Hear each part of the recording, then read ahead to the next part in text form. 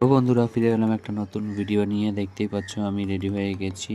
আমার সাথে মা, মেয়ে, অনি সবাই রেডি হয়ে গেছে। তার কারণ আমরা যাবো আজকে পুজো দিতে। তো দেখো মেয়েকে রেডি করে নিয়ে মা ঘুরছে, তার কারণ মেয়ে একটু কান্নাও করছে। তো আমি সবার প্রথমে মাকে মেয়েকে নিয়ে মন্দিরে রেখে আসবো। মাকে নিয়ে বেরিয়ে গেছি, রেখে এসে আমি তারপরে অনিকে নিতে এসেছি, কারণ আমার তো স্কুটিতে সবাই মিলে একসাথে ধরে না। তো ওই জন্য মাকে রেখে দিয়ে এসে অনিকে নিতে এসেছি। অনিকে বললাম চলো তাড়াতাড়ি, ও রিলস বানাচ্ছিল। তো এখানে এসে পৌঁছে গেলাম।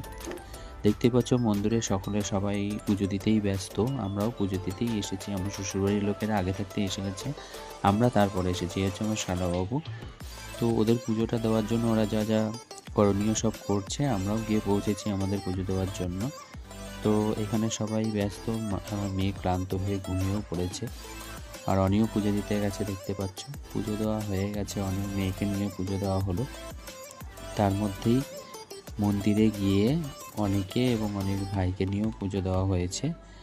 এখানে মেয়ে একটু, যেহেতু গরমের মধ্যে গিয়েছিলাম তো একটু ক্লান্তি বোধ করছিল।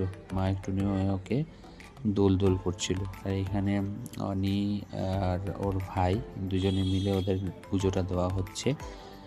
এখানেও আমি মেয়ে সবাই মিলেই বসেছিলাম। তো পুজো দেওয়া ওদের ফাইনালি হয়ে গেছে। আমরা ওখানে অনেকটা সময় কাটিয়েছিলাম। ওই দিনটা আমাদের গরমের মধ্যে ভালোই কেটেছে।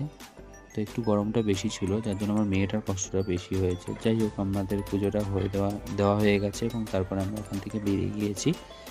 যেহেতু গাড়ি একটাই, তোমরা সকলেই জানো, আবার দুজনকে নিয়ে যাব। মাকে আর মেয়েকে আগে রেখে আসবো। তো ওদের গাড়ি ছিল, ওই জন্য আমি অনেকে বলেছিলাম তুমি পেছনে আসো, আমি তোমাকে নিয়ে আসবো। তো মাকে মেয়েকে রেখে দিয়ে আমি আবার অনেকে নিয়ে এসেছিলাম। এই হলো পুরো ভিডিওটা। কেমন হলো অবশ্যই জানিও। দেখা হবে পরের ভিডিওতে। টাটা।